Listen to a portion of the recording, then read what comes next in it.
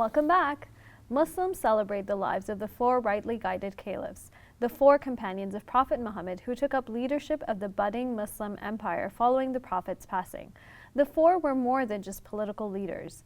They are each unique models of human excellence, examples for Muslims to emulate. What moral and spiritual qualities can we learn from them? Dr. Abdul Hakim Murad recently taught a course on the four caliphs at the Reviving the Islamic Spirit Knowledge Retreat in Toronto.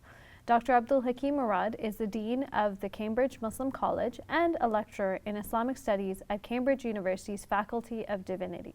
He sat down with us to share his insights into the moral and spiritual dimensions of the four rightly guided caliphs. Let's take a look.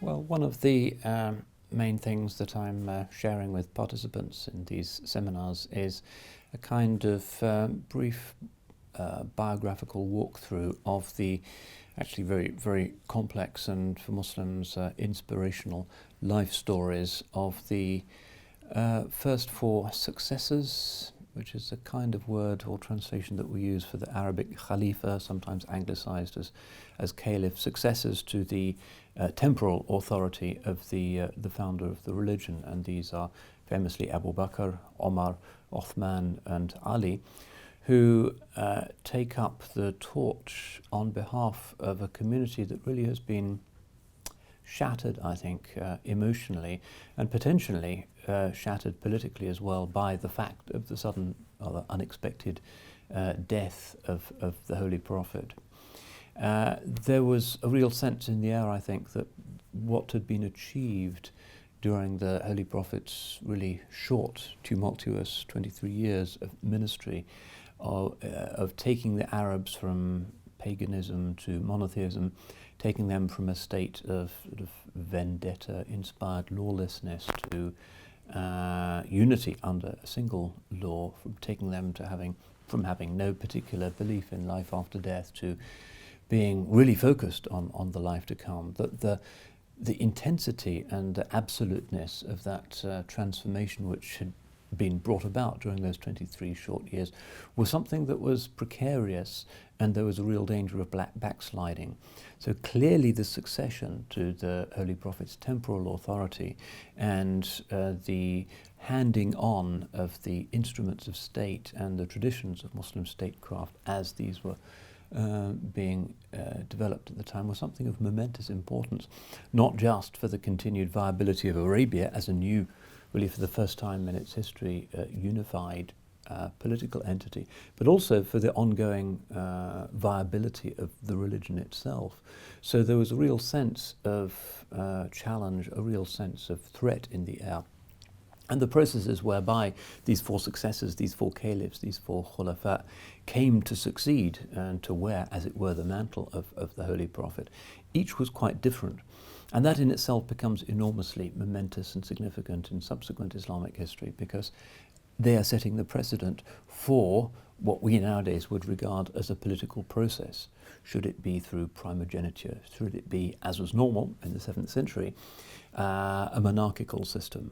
Should it be something akin to what nowadays we would regard as being a form of popular sovereignty or representation? Should it be democratic? Should there be an electoral college? Should there be an elite which got to choose the successor? All of these were hugely important questions and completely unknown territory for the early Muslims, and also really for the world as it existed at the time, because these were not monarchs in the traditional sense. These were people who were appointed through various constitutionally defined principles, each in a specific way. And each of these individuals, and I've been trying to drive this home in the course of these lectures, possessed of a very particular spiritual and moral type. They were not carbon copies of each other by any stretch of the imagination. In fact, it would be hard to imagine four saintly human types that were more different from Abu Bakr, Omar, Uthman and Ali, the first four successors to the Holy Prophet's authority. So it's a complex story, but clearly the subsequent story of the Islamic world and of the world in general, because the whole world really was completely transformed by the fact of the rise of Islam. Nothing would be the same again anywhere. Really rode on the stability with which those four men grasped the tiller of the ship of state, and the fact that Islam is today accounting for well over a quarter of the world's population is in some measure testimony to the success with which those four heroes, saintly heroes, rose to face that challenge.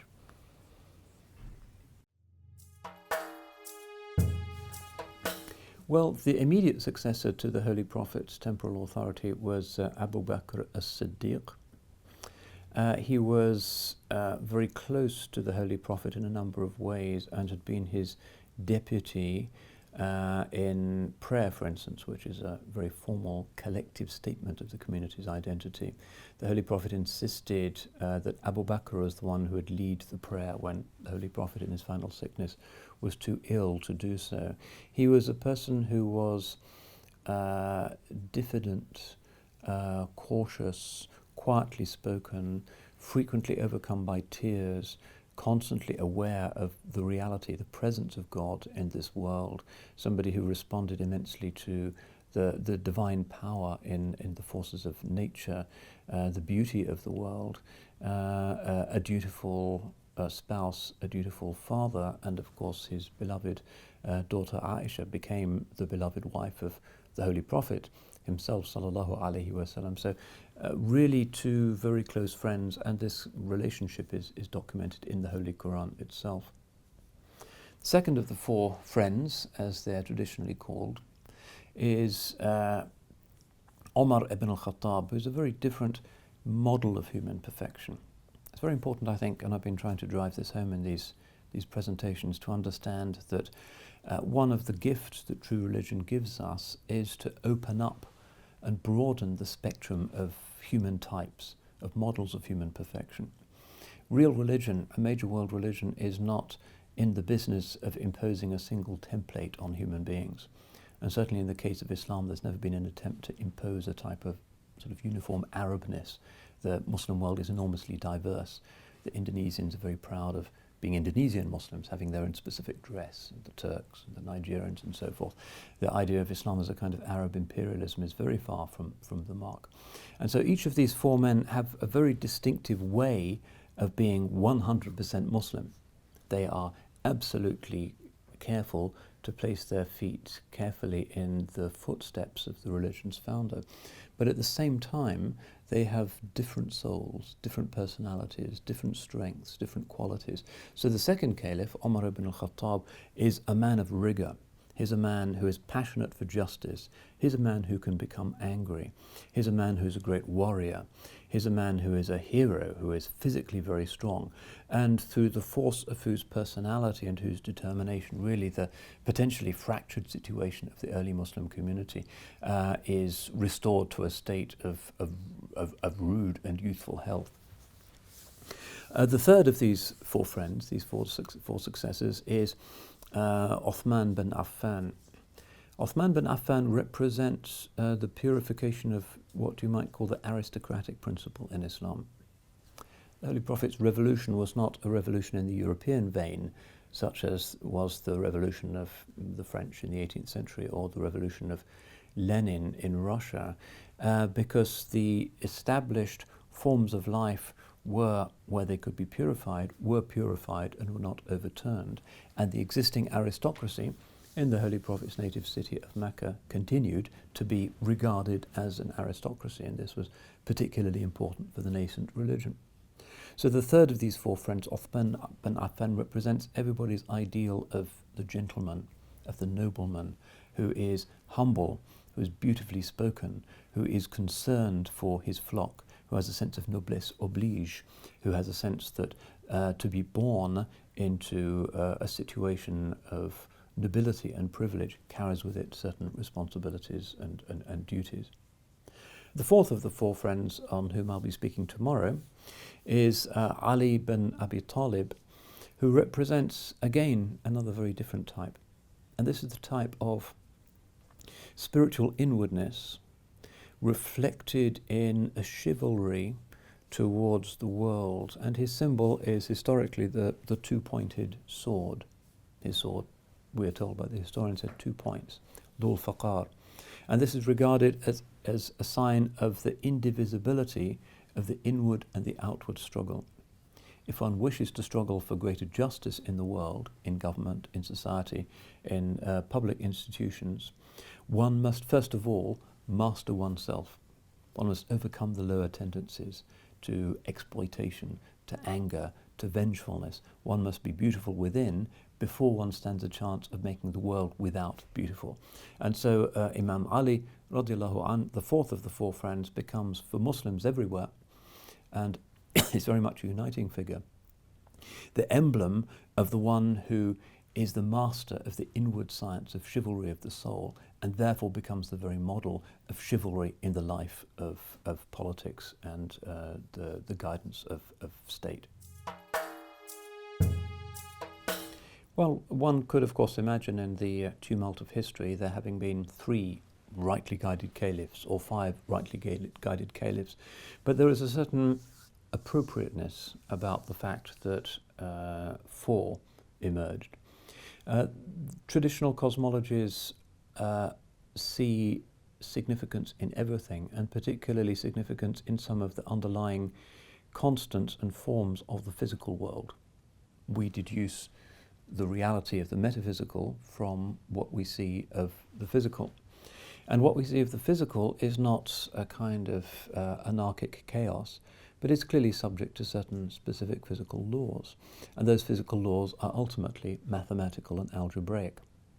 So in the traditional imagination, numbers such as 7 have had the significance of the number of the heavens, or the number of earths, being understood not in some sort of sense of physics, but in the sense of meanings and layers of being, of different stratifications of the nature of the fabric of the physical universe.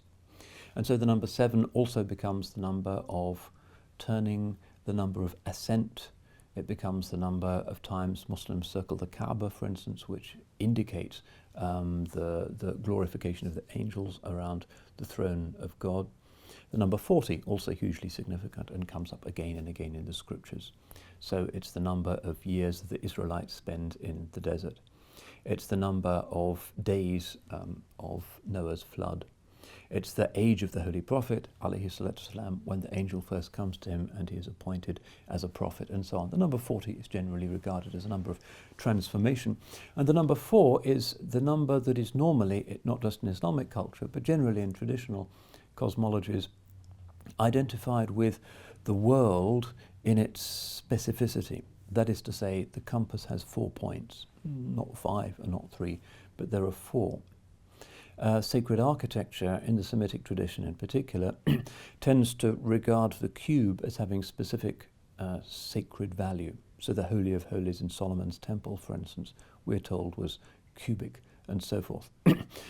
And so the number 4 represents the world as a network of physical possibilities, and therefore the number 4 is identified with certain aspects of Islamic law, for instance. So a Muslim man famously is entitled to have up to 4 wives. There are 4 schools of Sunni Islamic law. The number 4 appears in many contexts related to worldliness and the disposition of things in this world. And so there's a certain appropriateness about the number 4 as being the number of the early caliphs. But this is something that to some degree was a historical accident. None of these things, none of these numbers are regarded as being religiously authoritative in terms of the fact that they're associated with particular forms. But there is a certain pattern and a certain recurrent identification of certain things in creation with certain numbers that believers have often noted and have liked to reflect upon. That would be one way of looking at it, certainly, that one sees that the religion has established itself prophetically and spiritually, but needs to establish itself in terms of the, at the time, rapidly expanding horizons of the early Islamic political reality. And that the number 4 as the number of identified with geography, with space and time, with the spatial coordinates of the human experience, is seen as something that could be associated with the presence of the four caliphs. Again, this is not something that is, as I've said, religiously mandated, but there's a certain felicitous symmetry between the traditional symbolism of the number four and the fact that the first caliphs were indeed four in number.